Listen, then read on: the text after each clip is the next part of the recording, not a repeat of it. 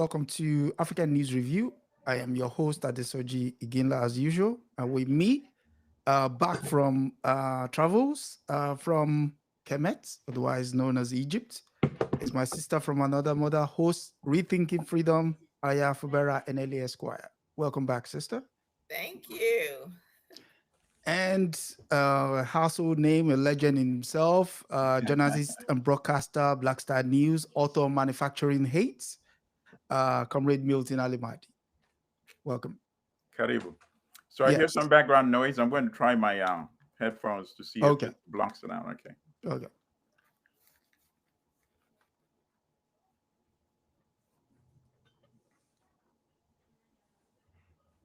So we're good.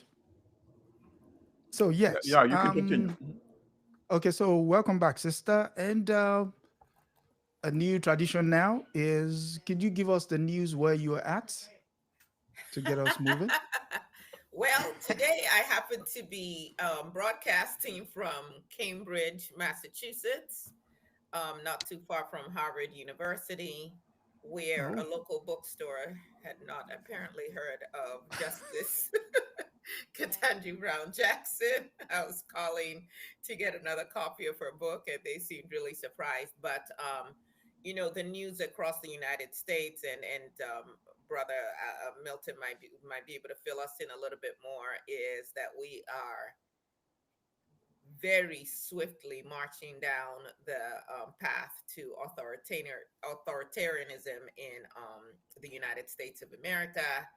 Um, of course, in Texas, they have passed, the House has passed their racist redistricting. map that is specifically designed to make sure that not only do they get five more quote unquote Republican seats, but actually that they get people like Jasmine Crockett out of office, Al Green, people who have been outspoken, who are progressives, who are fighting for the humanity of us all. And it's now going through the Senate. I was listening briefly to the Senate hearings. It's a foregone conclusion. They're going to pass it. And until it's passed and the governor signs off on it, which he's going to, because he got a call from Trump telling him to get five more seats, just Mhm. like Georgia got a call saying get 11,000 plus more votes. Luckily, they said no. Um, but once he signs it, then it's going to start going through the court system. But I have very little, Hope. very little hope that that is going to stop anything, because the Supreme Court in Texas has sided with Trump and with MAGA repeatedly, and we know that the Supreme Court of the land is also doing the same. So these are dire times, and in the meantime, Trump is also playing games with people's lives, activating the National Guard to go into cities. They started with Washington, D.C. Well, they started in California, we know, and then Right. Washington, D.C. He has promised to send guards into Chicago and to mostly black and brown, actually all black and brown cities. It's not, they're not looking at rural America or white or cities that are predominantly white. And this is a serious encroachment on our rights as people. Hmm. And when he said, vote for me this one time and you will not have to vote again, people took that as hyperbole. He was just talking, he didn't mean much by it. But we shall see if we actually have midterm elections in 2026, if they have not figured out how to gerrymander everything so that, like in other countries where you have authoritarian governments, it's pretty much one party rule, and you go in and you get 97, 98% of the vote and no one asks any questions. Brother Milton, I don't know what's going on in your neck of the woods. Sir, I heard they have checkpoints and things now in DC for you criminals. Yeah. Um, the only interesting thing is what is the resistance? Where is the resistance going to come from? Because you have, the Democratic establishment wanting to be Republican light, and that is the whole issue. I think before the midterms, or right about the midterms, or after, we're going to see some major shift in the democratic establishment, because that's the only solution. The so-called the disparage. Okay, so they keep disparaging them as the extreme left, extreme left. Well, people are voting for them. Call him whatever you want to call him. People are voting for Mamdani, and people are contributing money to his campaign. So, it's either going to be you waking up and saying we have to restructure what we've been calling the Democratic Party into the new reality, or you're going to have your sort of internal shift, internal, coup d'etat or something like that within the establishment. Because not only are people voting for, and to me, the good barometer and test is Mamdani. The newly released campaign financing, he raised $1 million. He raised double the amount of the establishment candidate, Cuomo, a former governor. Cuomo raised just under 500,000. This guy raised $1 million. So the people are speaking loudly, regardless of what the leadership are saying. Whether Hakeem Jeffries wants to endorse this extreme leftist or not, whether the governor Hochul wants to endorse this extreme leftist or not, whether Schumer wants to endorse him or not, the people are really taking action by their own votes and with their own money. So if the people are involved in resistance, then I have hope. If we are to be led by the current crop of leadership on top of the democratic establishment, then there's no hope. Wow. Okay. That said, the news from here is on Tuesday morning, we woke up to Sky News giving us a breaking news that the United Nations has declared famine in Gaza, which means 2 people will be dying every day. 2 of 10,000 people will be dying every day. That is what is considered a famine. But what the headline left out was it was a man-made famine. So again, that is what we do here, is we pass the headlines to understand that sometimes what you hear is not actually what is intended or what is being covered up. So in this case,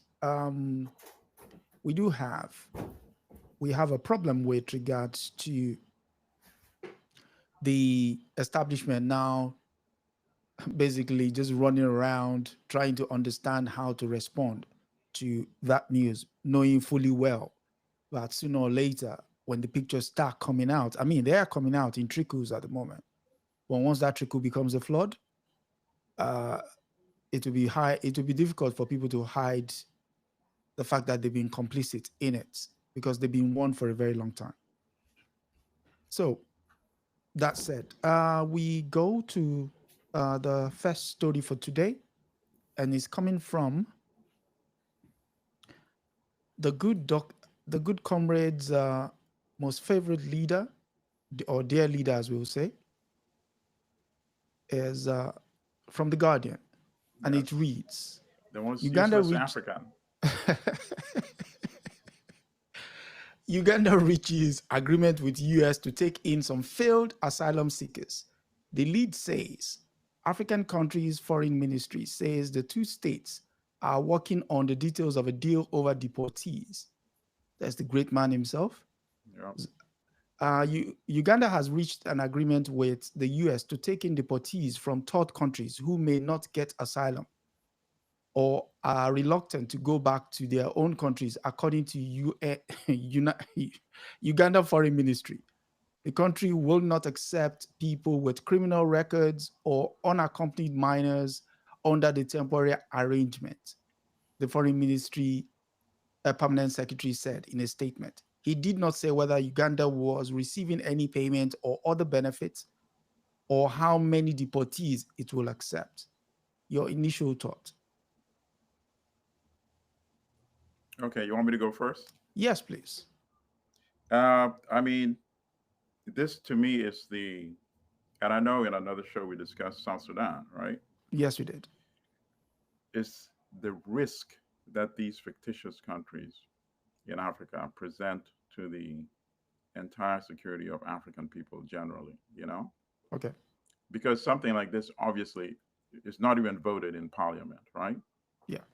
So you have an absolute monarch slash dictator who just thinks what is in my best interest. Mm. And that's what the decision is based on. Same thing in South Sudan when they accepted, well, how many? Six, 6. I think, in Yeah. July. Same thing in Eswatini. Eswatini, Yeah. formerly Swaziland. Same thing in Rwanda. This is a Kagame decision, not a decision by The the people. Rwandan people or Rwandan government or parliament. The same thing we have in Uganda. Mm. This is one of the most neo-colonial leaders we have in Africa. Very tragic. This is the only, you know, so Mobutu and even Amin, these were really wicked dictators. But strangely, in their own peculiar way, they actually loved Africa. You know, this is a guy who, when during his first term, Trump said, you know, the S word to refer to African countries and Yeah. Haiti.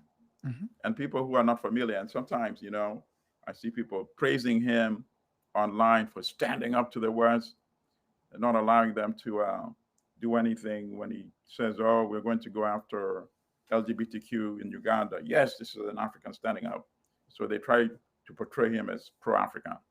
These are people that don't realize that when Trump used the S word, he said, I love Donald Trump. Trump. And Yeah. people can go and Google and look at the headline and read the Yeah. articles, right? Yeah. This is a guy who, and he plays all sides. So when the Republicans are in power, Mm-hmm. boom, Mm-hmm. fully in bed with them. Democrats fully in bed with them. So in 1994, because he's been there 40 years now, so, you know, his transgressions go way back. In an interview with Atlantic Monthly Magazine, he said, I've never blamed the white man for taking slaves from African countries. If you're stupid, you should be taken a slave. I've Wow. never blamed the white Yeah. man for colonizing Africa. I don't even know how many Africans are aware of these Of things that he his. says, right? So this is just, you know, par for the course. This is consistent with his behavior. And why is he doing this now? Because Uganda has elections in January. I think it's January 26, 2026. And he knows that after he steals the election, there could be some strong statements. There's never any action, just strong statements from the so-called Western countries. So now he wants to neuter the possible reaction by the United States, Mm. you know, because now Trump would say, oh, this is our guy. He's going to be taking anybody we kick out. Let him do whatever he wants, you know. He's a good if he man. wants to, if he wants to steal election and then lock up Bobby Wine, you know, so be it. My only hope is that people come out to the streets like they've been coming out in Ivory Coast, like they did in Senegal, and finally drive this dictator out of power, you know. Mm. So Mm. that's my reaction to this. But it's very tragic because now they Kilma Abrego Garcia. Yes, They're yes, telling him that if he does not plead guilty on Monday, they're going to send him to Uganda. yes, that is exactly right. Mm. So, you know, as we look at this, first of all, they said, you know, thank you, Comrade Milton, for laying all the backgrounds that people should at least get started with in terms of understanding who these players are. Right. So when you look at the exclusion supposedly in this agreement, and they said including those with criminal records and unaccompanied minors. Just from a human rights perspective, first and foremost. So the United States of America, the land of the free, home of Right. the brave, all of that is deporting unaccompanied minors. Like that, think about that. The fact that that was language included. So you're telling me that there are people under 18 who are being sent out of this country without Yep. any adult supervision to places where there's no oversight in terms of what happens to them. And Mhm. yet we're talking about issues with human sex trafficking and so on and so forth. Okay, Right. so that's just one. And then they said exclusions include those with criminal records. Well, then how is Abrego Garcia part of this conversation? Correct. So Mm. these guys are playing in our faces Absolutely. It's on Yeah. propaganda. so many different levels. Yeah. And so here's the thing: if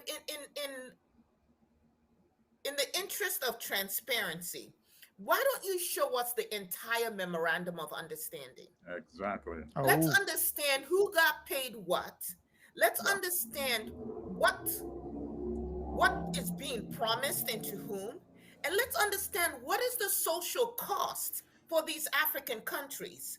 I mean, with our own issues, how is it that Africa is going to become the solution to rich countries and their issues with quote unquote migration, which, by the way, it's their policies that are driving migration anyway to their countries? And are we going to make African countries detention archipelagos now? Yep. mhm. So whoever you don't want, you just dump on us? And what does that mean in terms of sovereignty for African nations? What does Mm, that mean for our own people?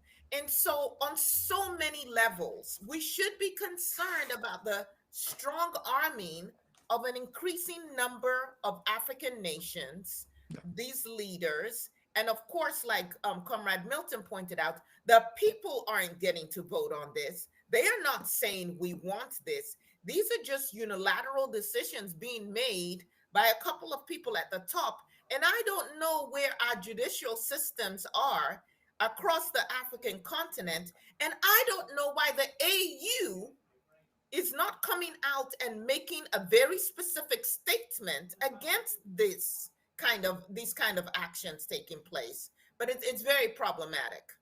Right. No, it's a ugly issue, and it confirms what Nkrumah really said.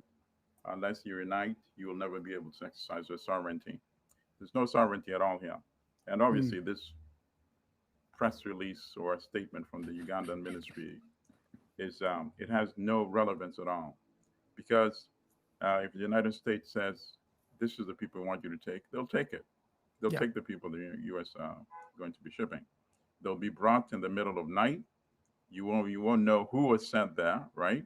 It's not like they're going to be allowed to make a statement once they get to Uganda. This is who I am. This is why it was shifted, and it's going to be well. The Kilmar case is getting a lot of publicity, so I want to really see if they can actually deport him to Uganda because this is going to be followed by media. I can see like 50 journalists from different parts of major media around the world going to Uganda to see what happens to this case. So this is going to be a good test. And I And would, then in terms of the Can I African Union, yeah, unfortunately, go the ahead. African Union, the budget, 60% comes from outside. So I think the African Union has already been told, this one we don't want you to make a statement about. Oh my goodness. You know, the other thing that just comes to mind is who is the current Secretary of State for the United States of America? Secretary of, Marco Rubio, Yeah, yeah. whose own yeah. family It's just are ironic immigrants in a themselves. tragic way. And so the absolute dissonance, you know, the cruelty of it all, the understanding that this could have been your own people Hmm. and in the future will be, Absolutely. Yeah. Yeah. all because you want power. You absolutely abdicate any kind of ethics, morality, humanity. These people are beyond evil, Yeah. and They, African leaders are playing into it. Yes. I yeah. mean, to even buttress the point with regards to Museveni, Museveni wrote a book in 1992 titled The Problem with Africa. Chapter 2 says one of the key problems with Africa is presidents stay too long in power. Talk about being a hypocrite. But I mean, back to this story itself. Museveni does have form. He was party to the receiving of deportees from Israel, Sudanese, Correct. uh, Eritreans. exactly. So it's just the basics of this is the next gig in town. I might as well get on board with it and see how far I can, rock it. And so yeah.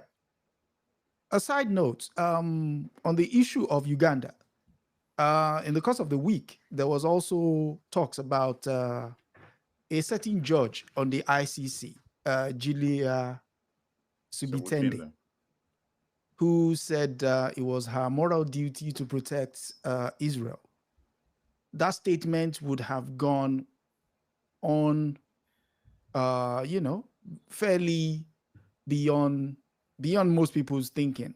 But the fact that the former president of the International Court of Justice stepped down in January, and she by far is the highest, she's the acting president of the International Criminal Court, makes her position now very, very precarious in terms of the Gaza situation. Not that she can sway, not that she can obviously overturn the actions of the court, but her argument can, you know, sway the decision. So my question to you is, both of you, I'll start with the sister. What do you think the world should be doing now with regards to her position on the matter in view of her position as the acting judge, president of the International Criminal Court? As an attorney, one of the things I would say is that I laugh only because I almost didn't practice law. I actually graduated from law school and did not practice for a while, came back to the practice, had to leave again. I used to call myself a recovering attorney, and I've come back to the practice of law. One of the things that was most debilitating for me as a first year law student was the fact that I had gone into law school with the sense of law is where you go to bring about social justice. It's about equality. It's about making things fair for everybody. And by the second lecture I had my first day of law school, I was so disillusioned, and I was like, Mm. what Kool-Aid had I been drinking to believe that any legal system, modern legal system, because it wasn't always that way in ancient Africa, but what Kool-Aid had I been drinking to believe that these modern forms of law were ever designed to do anything but maintain the status quo? And so I think that one of the lessons from whether it's the International Court of Justice, whether it's the Supreme Court here in the United States, whether you are, you know, you've been pulled over for a traffic ticket, um, is that modern judicial systems are not about social justice. They are not about fairness. They are not about equity. They are about maintaining power. And so what that informs me as an individual is that we as individuals who care have to stop abdicating our power to these entities and assuming that they will do what's right and just. We have to be advocates of ourselves and of Yep. others. We have to speak up. We have to use every platform we have. And when we need to put our bodies on the line, we should be willing to do so, because nobody, especially these bodies, are coming to save us. So the truth of the matter is that in the history of the ICJ, what have they accomplished?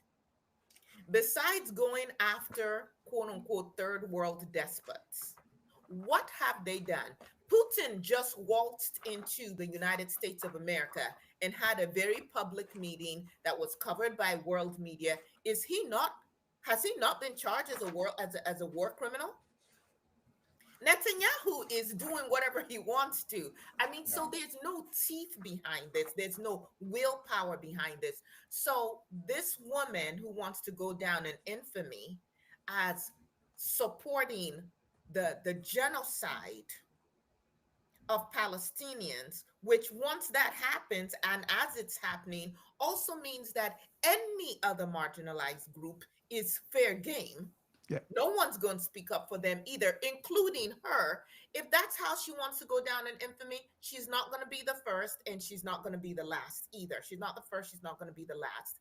I Mm. don't put any credence in it. We as individuals need to keep educating ourselves and fighting where we can in whatever ways we can. And at this point, that also includes calling her out for the absolute despot that she is.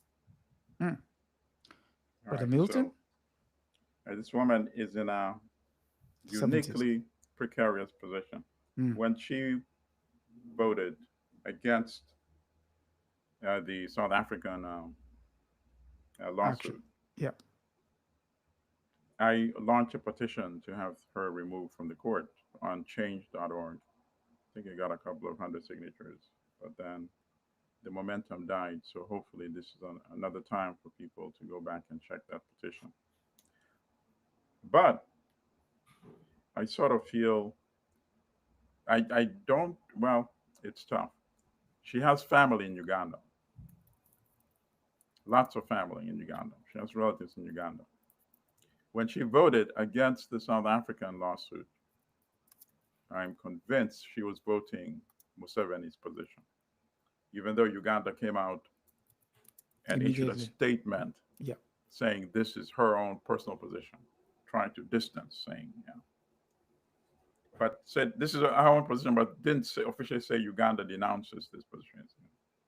Because Uganda, not Uganda really, Museveni wants to have a good relationship with Israel.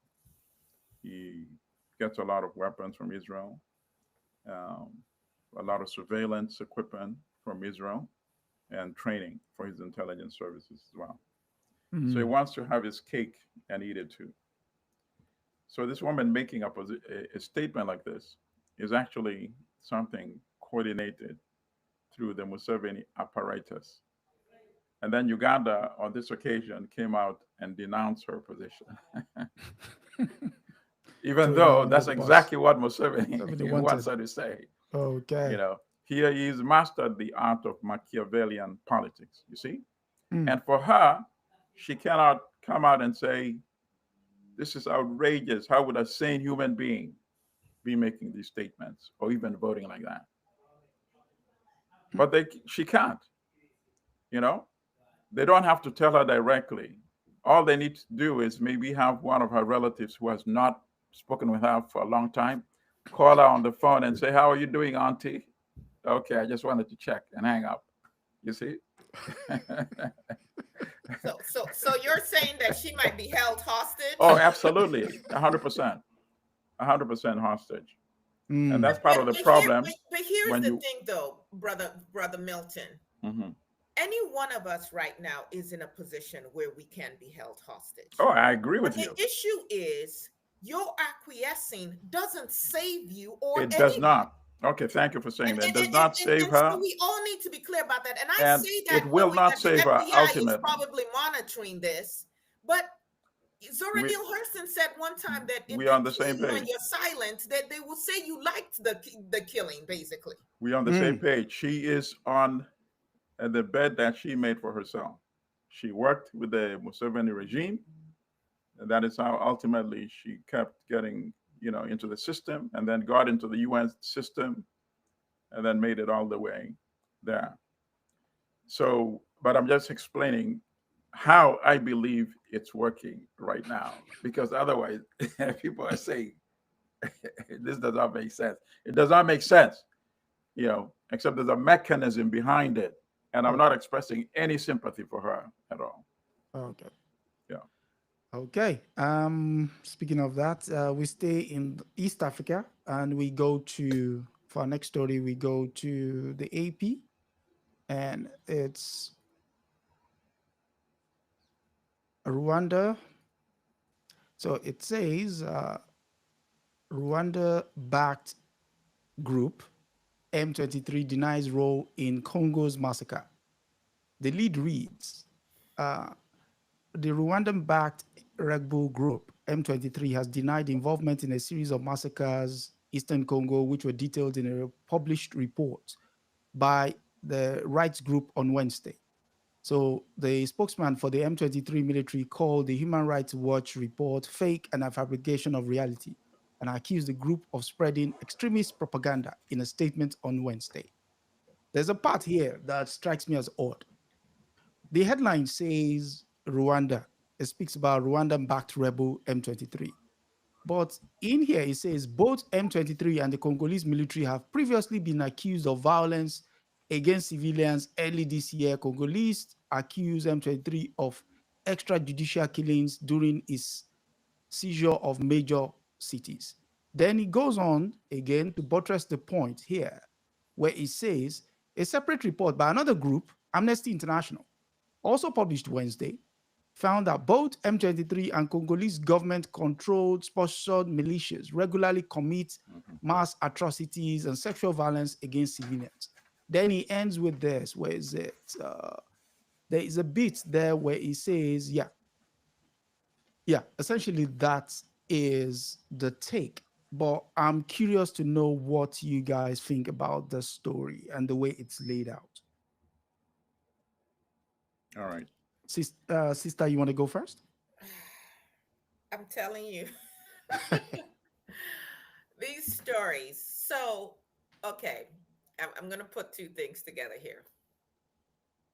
Here in the United States, it's all about ICE, the weaponization of ICE, and how ICE is going into homes, into places of worship, into workplaces, where baseball fields, wherever, to quote unquote apprehend people, right? And the idea is that people are here illegally and they're working illegally.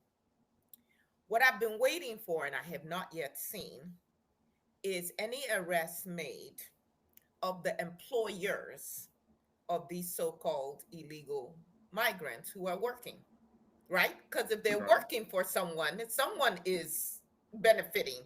So if it's against the law to be an illegal, to work, to be here illegally and to work, how come there are only certain people who are being arrested and there are other people who are not being arrested? Kind of like with prostitution. If you arrest the quote unquote prostitute, but you're not arresting the pimps and you're not arresting the quote unquote Johns. So when we look at Congo, let me bring it back together because people are like, how did she get off to that? When you bring it back to what's happening in the Congo, my question is, where are all of these, whether you want to call them M23 or you want to call them the Congolese militia or whatever, the military, where are all of these groups? Because they're saying there are over 100 groups, armed groups. Where are they getting their weapons from? How are they affording these weapons and ammunition, which is not cheap? I'm a gun owner. Ammunition is not cheap. Where are the regional sanctions on the traders? Where is the joint border monitoring? Who is tracking what is leaving Congo and how the resources are moving and the funding of these different groups? Where is the prosecution of command responsibility beyond all of the press releases?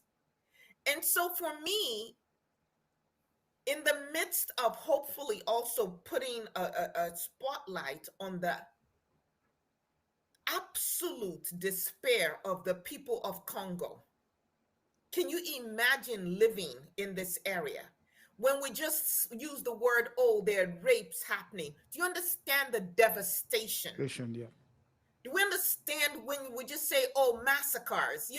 Can we quantify what this looks like and qualify it for the people living there?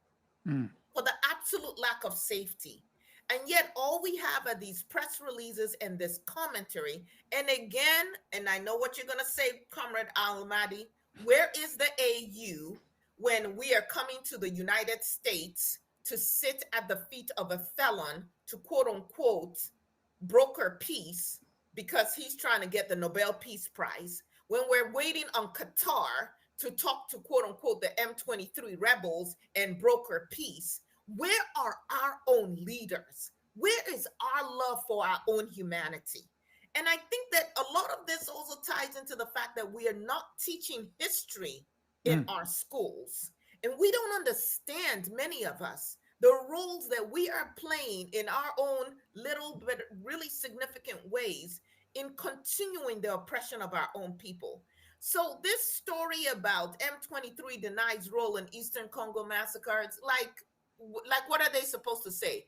But to the fact that that there is a command for M23, but they are still able to walk around for the most part free, it's probably like, who has access to them? Who's interviewing them? And why is not something more drastic being done to prevent the massacre of these people? Because there are no people here.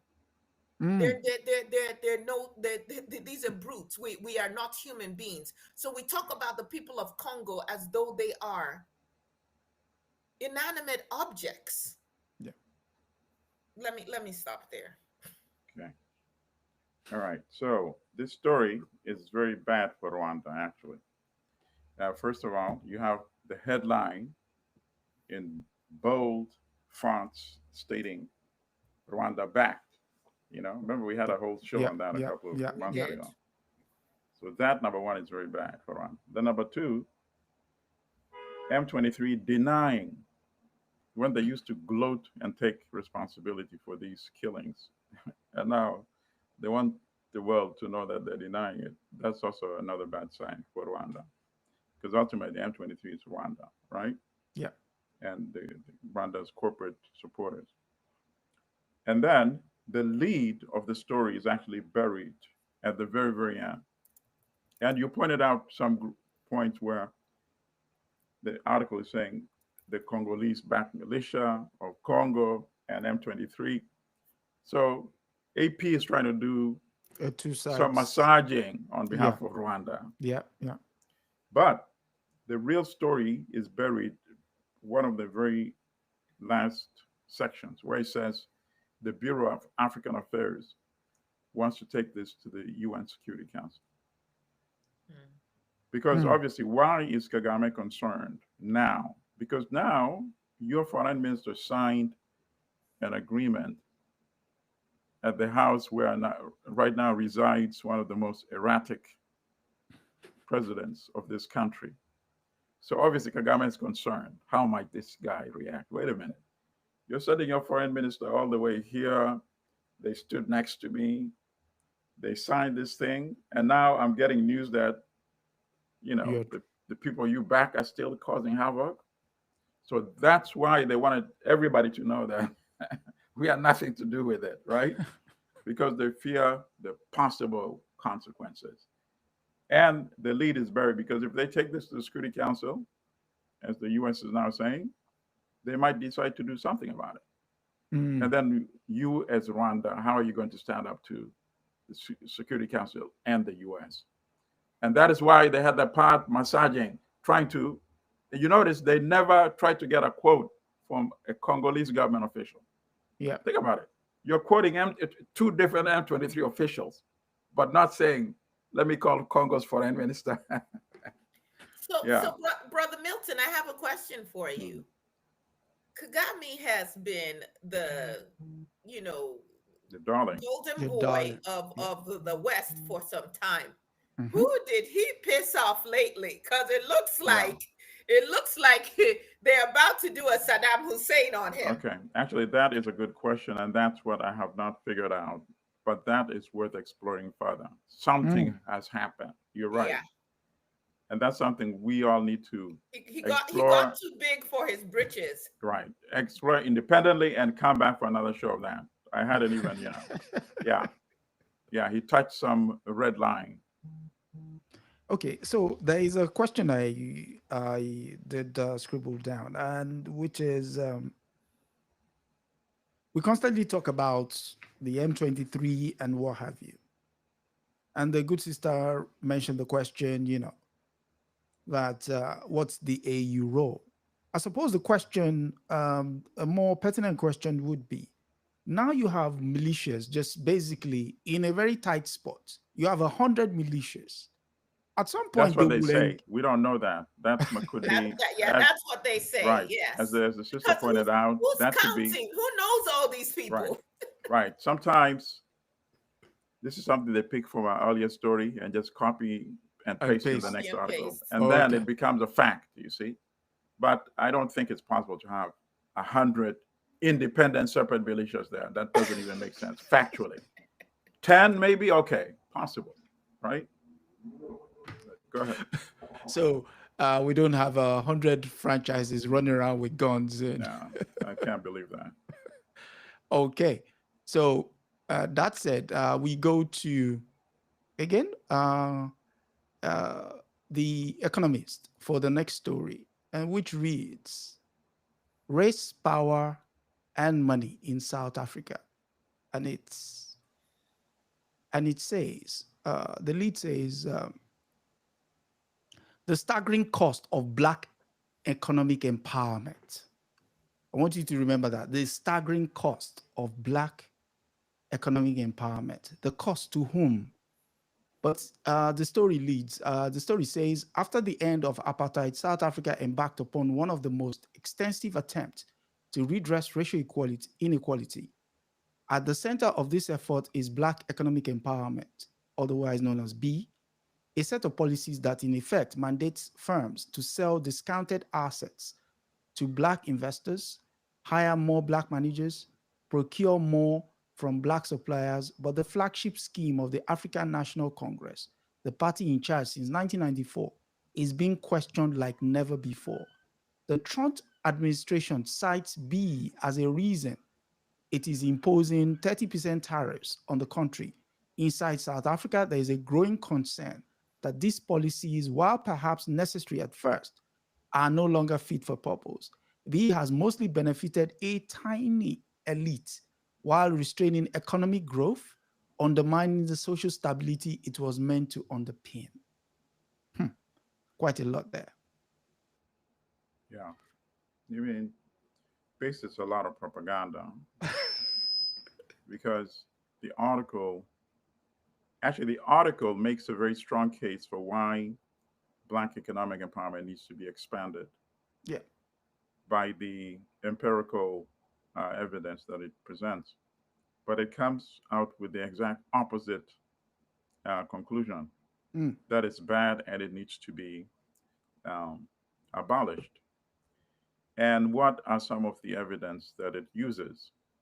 That between 1993 and 2019, the 10% of the wealthiest Black, their income or wealth tripled, whereas the bottom 50%, their income collapsed. So that to them is the evidence, number one. Number two, that now there's been some shift. You have 75% of senior management positions in public companies are now Black. And then it says in the private sector, it's only 15%.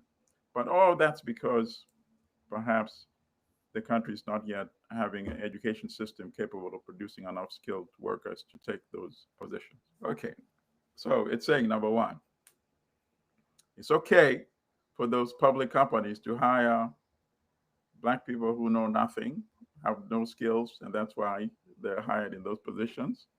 But the private, they're not hired because of that. They're not saying, oh, perhaps it's because of the racism that this policy is meant to address. Yeah. And it's been so ineffective that only 15% of the private companies have senior Blacks in their management positions. And of course, we know who owns most of these private companies, right? Yes. And then regarding the argument that it's only advanced the wealth of a Black elite, and it gave us the percentage how much the wealth went up. You notice there's nothing about how much did white wealth go up in that period, number one. Number two, there's no mention at all what percentage of the entire economy is still dominated and controlled by Europeans. Of course Missing. not. So, as I said, the article showed why we need to expand Black economic empowerment. Yeah. But even after detailing why we need to expand it, came to the exact opposite conclusion that it is the one that is stifling the growth of jobs. And then it gave some statistic comparing South Africa to OECD countries, as if these OECD countries had apartheid. It's just remarkable and mind-boggling. And then the final point, the very beginning, saying, oh, this Black economic empowerment is being questioned. And then as you're reading it, the first thing that comes to mind, okay, who's questioning this, right? Yeah. The second paragraph says, oh, Donald Trump. Donald Trump, who was born with a silver spoon in his mouth and has never had to work a day in his life. I mean, the economists are better sometimes at their propaganda, but this one was the worst. produce propaganda. So there is another part that, sister, you want to go? Sure. So first and foremost, again, I'm going to tie a lot of things in. For those of you who watch Urban View Mornings on Friday, Lamont King and Dr. Carr had Dr. Sunyata Amin on there, and she's talking about herbs. And I bring that up only because some of the herbs she was talking about have a very calming effect.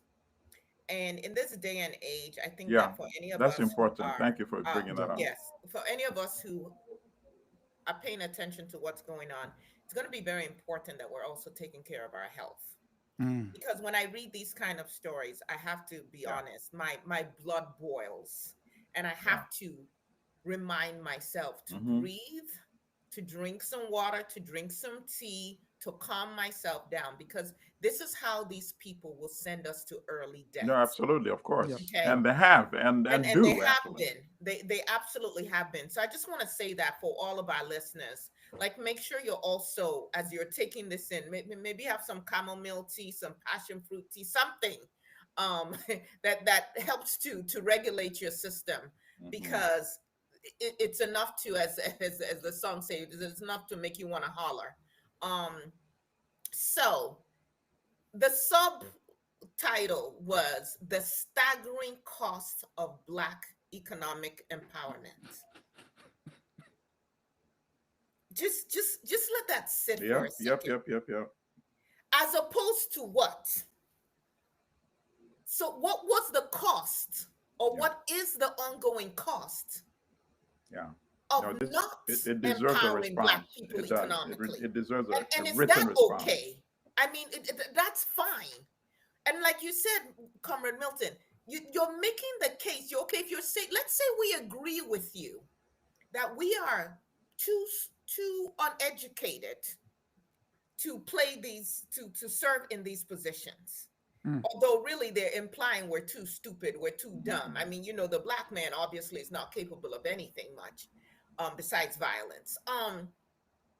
What is the reason that people in that same society have lacked the education to be able to step into these roles?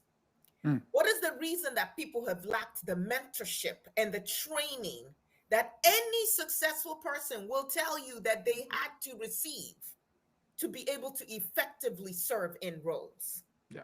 And then the argument is against anything that would help to mitigate centuries of, again, injustice, so that you maintain the status quo. Right. So are you arguing? And you're fine with it. That's the most disturbing thing. You're fine with the status quo. So you are arguing for these monopolies. You are arguing for women not to be included in economic development. Yes, because that involves a third payment, as they said. Yeah, remember? Because BEE also wants, in addition to Black suppliers, Black ownership, include women as well. And the argument is saying, oh, this is adding more cost by including. Because let's just keep it as white, entitled, dumbass males only in a country that doesn't belong to them, where they came and with weapons stole the economic abilities and opportunities for other people. So this whole idea of race neutrality, when the very basis of the economic system has always been based on race. Absolutely. It's absolute idiocy, madness, lunacy, name it. And like you pointed out, Comrade Milton, look at the difference between the public and private sector. Yeah. And again, for me, the question is, how about the people? So when you're saying that income has fallen for 50% of the people, is it because of this program? Are there other reasons? Maybe because Nelson Mandela and co., God bless his soul, drank some of their Kool-Aid and decided not to really fight for economic independence and thinking political independence was enough. And then you bring Trump into the equation. Oh my God, he's so race neutral. That's why he brought the white Afrikaners to the United States and laid out a red carpet for them while he's deporting Black and brown people. You all give me a freaking break. Yeah, These it's mad. economists and all of these entities that parade themselves as being what's the word? Elitist. No. They're not subjective, right? They are fair and Very objective. unbiased. Balance. My goodness, you guys are reeking with your racism and your elitism. No, this is one of the most horrible lack of nuance propaganda by the economists. Normally, they do a better job. You know, this was just outright explicit craziness. You know. Mm. What I would say is, if they really want to bring about change, let's talk about what are these deals that are being made. Who are the people besides Cyril Ramaphosa? And again, Black folk, we need to pay attention to our complicity in some of these issues I agree. as well. Actually, I'm glad you brought that let's up. break up the cartels. Let's cap-related party procurement. Let's look at what universal services and labor programs need to be in place for youth and women and tie them to industrial zones. Okay, so I'm glad you brought that up because that's another point I also wanted to mention. I forgot. Why are you selling these shares to only, these Black individuals we can count on, maybe our combined hands, right? Yeah. Why not create like co-ops in all these African communities? Co-ops run by those communities and let them buy shares as well. Mm. So now right now, like gold is booming, right? South Africa exports a lot of gold. They would be accruing some of that surplus money. Yep. They would be able to, put that into their local schools, add a little more, pay teachers more, put it into their own clinics, but it will be like their own private bank, you see? And it will succeed because they'll always get revenue when the shares are going up. So there's no excuse. You can't say, oh, they're only selecting a handful of Black folk because those Black folk become their spokespersons, you see? So, and that said, I want to quickly bring up a story since we're talking about redrawing maps. Sister would love the idea of maps being. And the final story Let me go find my tea. I need to drink some tea. That tea is important, by the final story comes from Comrade Milton's favorite newspaper.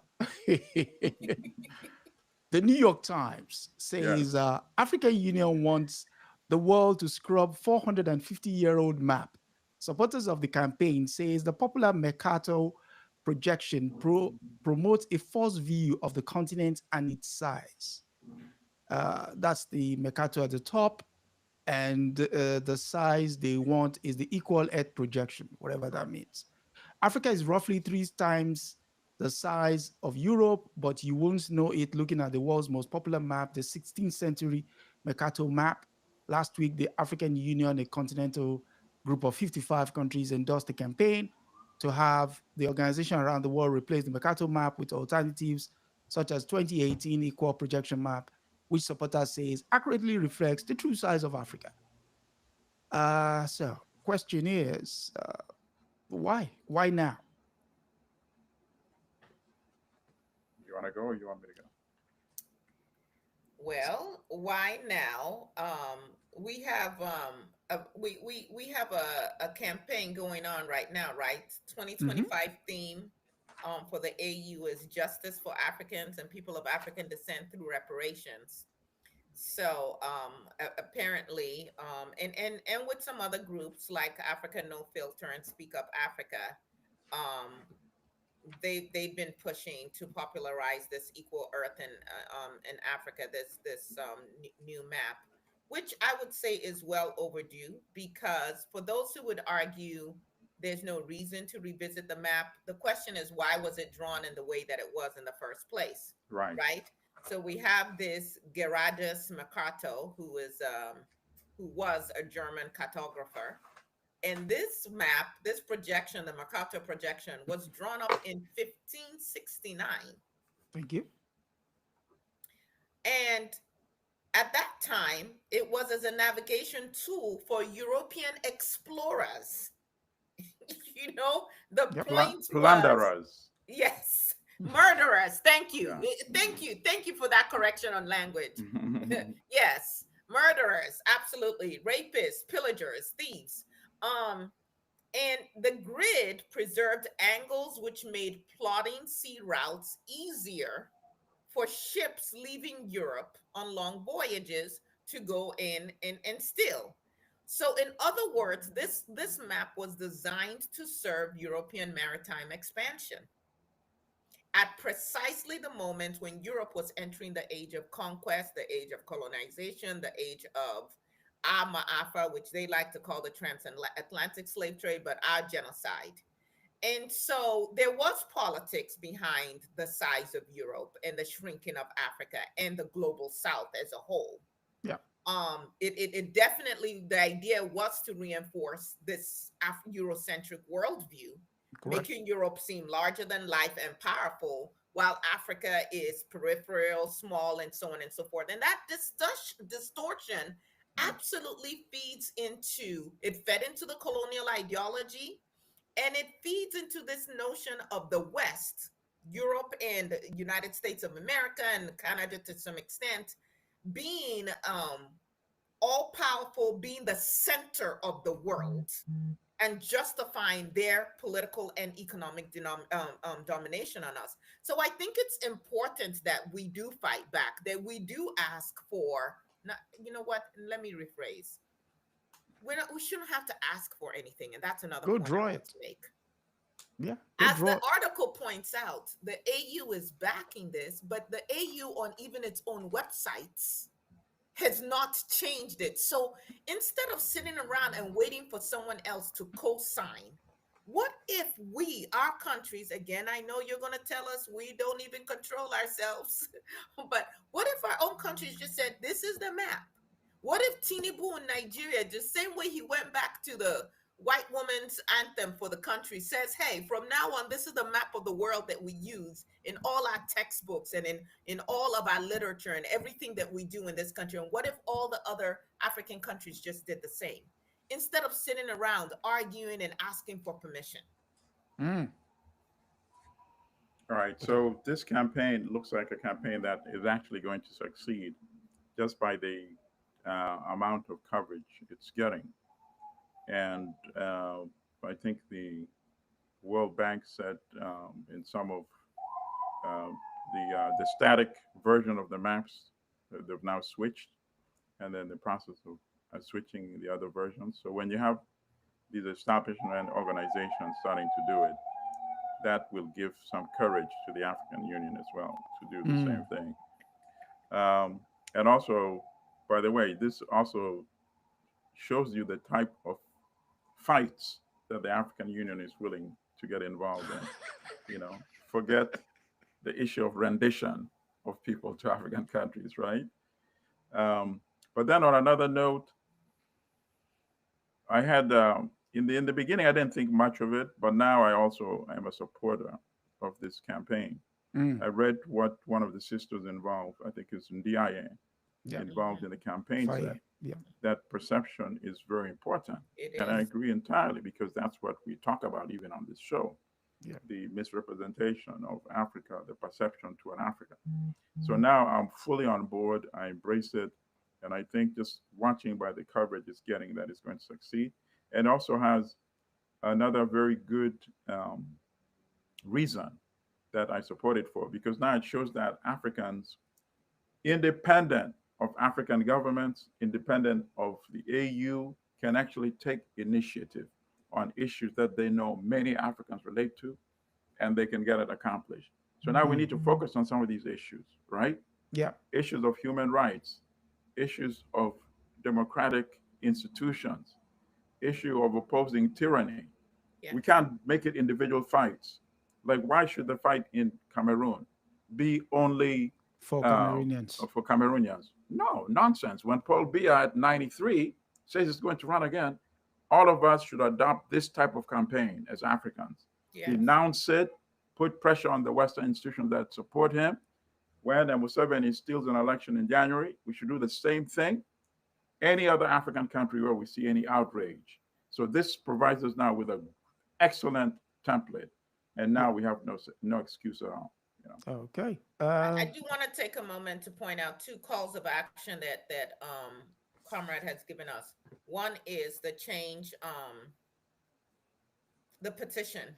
Yeah. Can you tell us again where that petition is so people can find it Change.org. and we can resurrect it? Right. Okay.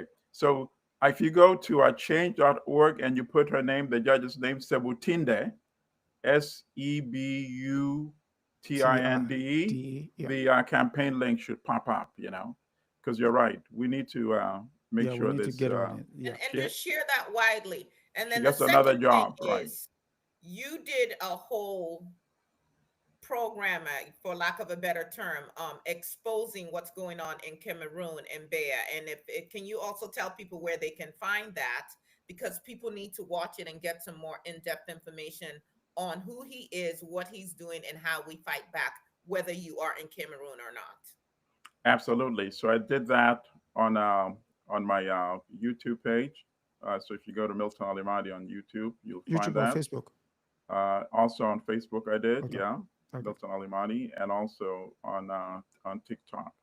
Also on the. Oh, you're on TikTok? Well, okay. Listen, you know why? I need to up my game. I am not on TikTok. Let me tell you why I'm on TikTok. I did like a 30-minute presentation. I forget the topic now. And then my sister sent me an email from London, said, I'm going to send you something. So, okay, sure. She sent me my presentation that somebody had boiled it down and put it on TikTok. And it boiled it down from 30 minutes to like 3 minutes. And it had gone viral. So I said, okay. Oh, if this is how you speak to them, I got to be on that platform. I need to up my game. This old lady, there are too many new platforms, but okay. Yeah. Yeah. So one other thing. Yes, Wednesday, the good sister and I will be speaking about Sylvia Winter on continuing the series of Women and Resistance. So we'll be looking at her writings, her impact on resistance as per our humanity. I mean, she has got so many famous quotes. There's one in particular, no humans involved. So, yes, do come on. That's Wednesday, 7 p.m. Eastern Standard Time. So we'll be talking about Sylvia Winter. So that's it. Sister, any final thoughts? Yes, while we're talking about issues, I have an amazing guest who's going to be discussing Hurricane Katrina, 20 years later. Very we have good. not truly talked about the issues that led up to that disaster and how it can happen again. Yes, of course. So join us on Rethinking Freedom on YouTube, 7 a.m. on Mondays. So Rethinking Freedom, 7 a.m. Central Time. We are going to be talking Central. about Hurricane Katrina and its aftermath, its impact on the Black community 20 years later. And also you could join the Good Comrade on WBAI Tuesday. What time? Yes, Tuesday from 3 to 4 p.m. WBAI. If you're not within the Metro or New Jersey or Connecticut, then you can tune in via WBAI.org online. Okay. And that said, we've come to the end of another episode, and hopefully you guys will join us next week. Next week, we'll be reviewing a book to be announced in the course of the week. And yes, no rest for the weekend. Yes. And from every one of us, it's good luck and have a very fruitful week. Good night and God bless. Good night.